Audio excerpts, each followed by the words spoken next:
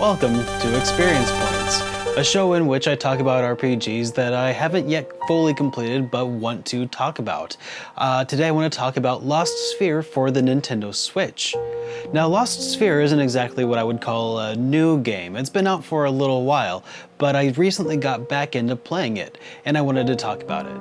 Lost Sphear was made by Tokyo RPG Factory, which are the people behind I Am Setsuna, and as you can kind of tell, this is Square Enix's attempt to sort of get back to their roots with the old school video games that they used to make, like Chrono Trigger and Final Fantasy VI and that sort of thing. So Lost Sphear is definitely one of those throwback sorts of RPGs where they're trying to kind of capitalize on that nostalgia factor, which I think that they've done a pretty good job of so far. I'm about, I think, 5 to 7 hours into the game, and at this point, I'm starting to really get attached to some of these characters. So the story of Lost Sphear is things are getting lost in sort of a mist. Things basically are being turned into mist and you can't interact with them. This whole land is getting enveloped by this stuff and nobody really knows why, at least not yet. The protagonist of the game, Kanata, seems to be able to restore things from this mist form and attracts the attention of the Empire, the big bad Empire. Well, we don't know if they're big and bad yet.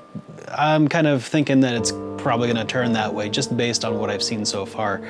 But he has this ability to restore things from the mist using memories, which are like these crystalline forms of tangible memories and feelings that people have for these things that have gone lost. So he can restore these things back to normal, and that's basically all you really do up to this point is you go through these dungeons and you try to restore things using the memories that you've recovered from objects and monsters that you've defeated and bosses that you've defeated, and that's pretty cool. You're kind of restoring the world, which kind of reminds me of things like Soul Blazer and Terranigma. Lost Sphear is a beautiful game, mostly. I kind of don't like the way that the characters look, but the environments are gorgeous, and the hometown where you start off the game kind of reminds me of Krista, which is the hometown from Terranigma. It's got this very beautiful sort of sunset look to it.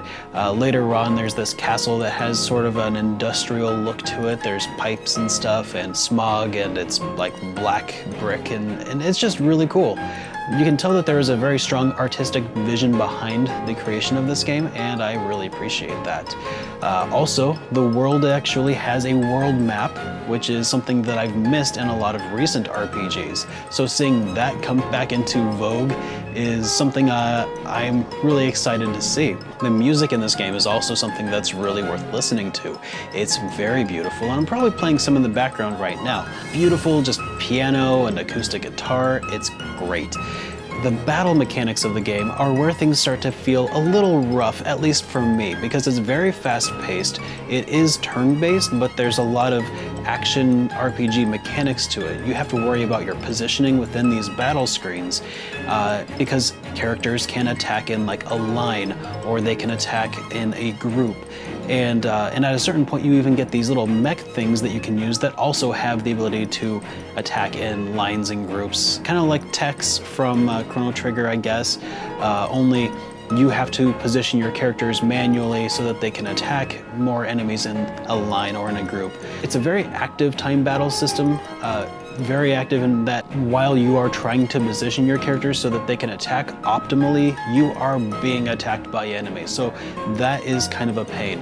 And there was a very steep difficulty curve about 3 or 4 hours in where you fight this boar monster. Part of the problem is that that wild animal could affect your positioning so early on in the game, so that while you are still learning to use those mechanics and control your characters fluidly, it started to mess with that. I feel like if they had put that sort of mechanic a little later in the game after you're familiar with the controls and you have some muscle memory down already, that at that point would have probably been a good time to introduce that. So far, the game seems to be really fun, and I think I'm gonna keep playing. I'm gonna get into rambling territory if I keep going, so I'm gonna cut this at this point. But until next time, guys, see you then.